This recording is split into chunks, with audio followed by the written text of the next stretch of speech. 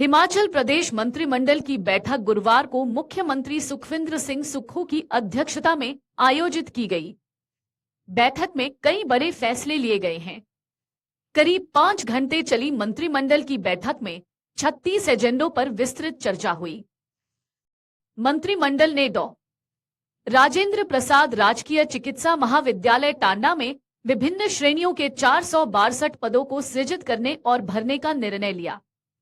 इसमें चिकित्सा अधिकारियों के 14 और मनोचिकित्सक तथा क्लिनिकल मनोवैज्ञानिक के 4-4 पद, स्टाफ नर्स के 300 पद, रेडियोग्राफर के 2 पद, वार्ड बॉय के 47, ऑपरेशन थिएटर सहायक के 4 पद, ट्रांसप्लांट कोऑर्डिनेटर के 2, डाटा एंट्री ऑपरेटर के 10, चतुर्थ श्रेणी के 5 सफाई कर्मचारी के 40 और सुरक्षा गार्ड के 30 पद शामिल हैं। वहीं आईजीएमसी शिमला और अटल सुपर स्पेशलिटी आयुर्विज्ञान संस्थान चमियाना में विभिन्न श्रेणियों के 489 पदों को सृजित करने और भरने का भी निर्णय लिया गया। इसमें आईजीएमसी शिमला में विशेषज्ञ चिकित्सा अधिकारी के 21 पद और Atal institute of medical super speciality Chamiyana में सुपर स्पेशलिटी चिकित्सा अधिकारी के 7 पद शामिल हैं। मंत्रिमंडल ने स्टाफ नर्स के 400, ऑपरेशन थिएटर सहायक के 43, नर्सिंग ऑर्डरलीज ड्रेसर के 11, आहार विशेषज्ञ के 2, फिजियोथेरेपिस्ट का 1 और डाटा एंट्री ऑपरेटर के 4 पद भरने को स्वीकृति प्रदान की गई। मंत्रिमंडल ने 1226 पुलिस आरक्षियों के पदों की भर्ती प्रक्रिया को हिमाचल प्रदेश लोक सेवा आयोग के अधिकार क्षेत्र में लाने को स्वीकृति प्रदान की। बैठक में शहरी विकास निदेशालय में पर्यावरण प्रभाग को सृजित करने और कचरा प्रबंधन गतिविधियों पर निगरानी के लिए विभिन्न श्रेणियों के 5 पदों को सृजित करने को स्वीकृति दी। अभियोजन विभाग में सहायक जिला अटॉर्नी के 12 पदों को सृजित कर भरने को भी स्वीकृति दी गई। जिला हमीरपुर के समीरपुर और भरेरी खंड में जल शक्ति विभाग के नए उपमंडल कंजाण के लिए विभिन्न श्रेणियों के 12 पदों को सृजित कर भरने को मंजूरी दी। मंत्रिमंडल ने जिला कांगड़ा में नई बनाई गई उप तहसील भड़ोली के लिए विभिन्न श्रेणियों के 8 पद सृजित कर भरने को स्वीकृति दी। बैठक में वन विभाग में सहायक वन संरक्षक के 5 पदों को भरने को स्वीकृति दी गई। मंत्रिमंडल ने जिला हमीरपुर के गलोड़ में नव सृजित पुलिस पोस्ट के लिए विभिन्न श्रेणियों के 6 पद सृजित भरने को स्वीकृति प्रदान की। मंत्रिमंडल के फैसलों की जानकारी देते हुए उद्योग मंत्री हर्षवर्धन चौहान ने कहा कि अधीक्षक ग्रेड 1 के भर्ती एवं पदोन्नति नियम संशोधित किए गए हैं। मंत्रिमंडल ने राज्य में निजी ऑपरेटरों को 168 मार्गों के पुनः आवंटन के लिए राज्य परिवहन नीति 2014 के अंतर्गत 60:40 की शर्त में ढील देने को अपनी सहमति प्रदान की। मंत्रिमंडल ने फैसला लिया है कि ग्रामीण क्षेत्रों में पानी के कनेक्शन पर आयकर देने वालों पर फिर से शुल्क लगाया जाएगा। 50,000 से कम आय वालों को इससे छूट होगी। मंत्रिमंडल ने हिमाचल प्रदेश लघु खनिज रियायत तथा खनिज अवैध खनन परिवहन एवं भंडारण निवारण नियम 2015 में संशोधन करने का निर्णय लिया। नए प्रावधानों के तहत राज्य में खनन के लिए उपलब्ध उपयुक्त निजी भूमि को भूमि मालिकों की सहमति से खनिजों को निकालने के लिए नीलाम किया जा सकता है। इसके लिए भूमि मालिकों को वार्षिक बोली राशि का 80% दिया जाएगा। इसके अतिरिक्त व्यवस्थित वैज्ञानिक सतत खनन को बढ़ावा देने तथा खनिजों की बढ़ती मांग को पूरा करने के लिए नदी तल में खनिज उत्खनन के लिए मशीनरी के उपयोग की अनुमति प्रदान की गई। नदी तल में खनन की गहराई को मौजूदा 1 मीटर से बढ़ाकर 2 मीटर किया गया है। हर मानसून के मौसम के बाद कृषि क्षेत्रों से 2 मीटर की गहराई तक रेत और बजरी निकालने की अनुमति का प्रावधान किया गया है, जिसे गैर खनन गतिविधि माना जाएगा। नए संशोधनों में इलेक्ट्रिक वाहन शुल्क के रूप में 5 रुपए प्रति टन, ऑनलाइन शुल्क के रूप में 5 रुपए प्रति टन और दूध उपकर के रूप में 2 रुपए प्रति टन शुल्क लिया जाएगा। गैर खनन गतिविधियों से प्राप्त सामग्री के उपयोग के लिए रॉयल्टी का 75% 140 रुपए प्रति टन प्रसंस्करण शुल्क सरकार को देय होगा।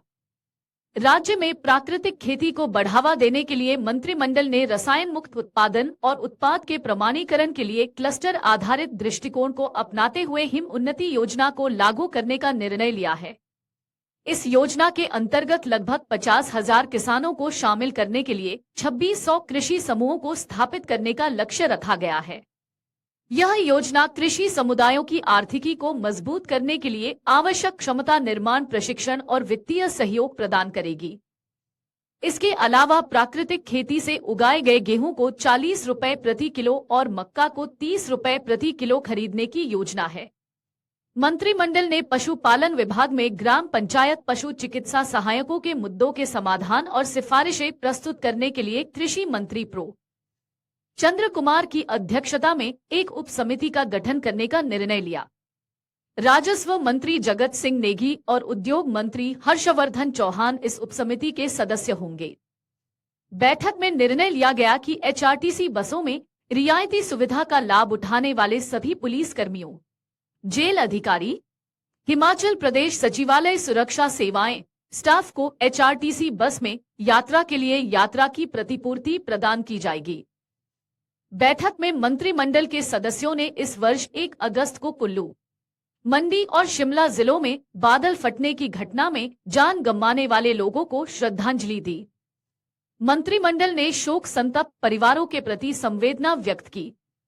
बैठक में आपदा प्रभावित परिवार जिनके मकान क्षतिग्रस्त हुए हैं को 1 अगस्त से 31 अक्टूबर 2024 तक 3 महीने की अवधि के लिए शहरी क्षेत्रों में 10,000 रुपए और ग्रामीण क्षेत्रों में 5,000 रुपए प्रतिमाह किराए पर आवासीय सुविधा के लिए वित्तीय सहायता प्रदान करने के साथ मुफ्त राशन, एलपीजी, बर्तन और बिस्तर भी उपलब्ध करवाने का निर्णय लिया गया है। इसके अतिरिक्त प्रभावित परिवारों को 50,000 रुपए की तत्काल वित्तीय सहायता वितरित की जाएगी।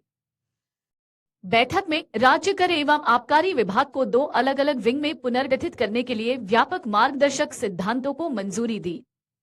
इस पहल का उद्देश्य विभाग की कार्य प्रणाली को सुव्यवस्थित करना, कार्य में दक्षता लाना और राजस्व को बढ़ावा देना है।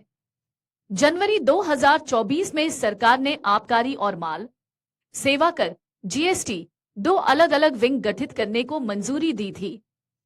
इसमें जीएसटी विंग को 3 श्रेणियों में बांटा गया है, जिनमें मुख्यालय, जोन और सर्किल शामिल रहेंगे।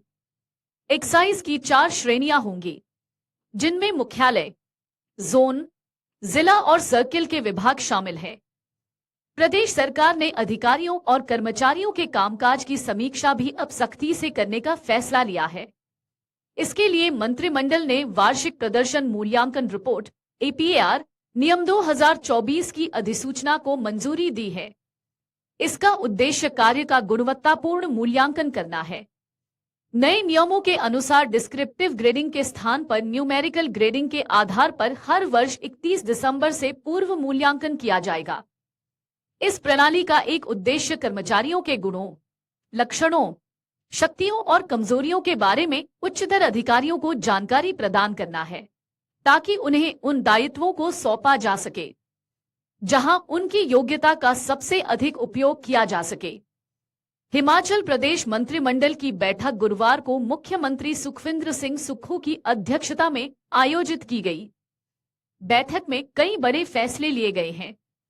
करीब 5 घंटे चली मंत्रिमंडल की बैठक में 36 एजेंडों पर विस्तृत चर्चा हुई। अगर आप ये वीडियो YouTube पर देख रहे हैं तो हमारे चैनल को सब्सक्राइब करें और बेल आइकन को दबाना ना भूलें। अगर आप Facebook पर ये वीडियो देख रहे हैं तो हमारे पेज को लाइक करें।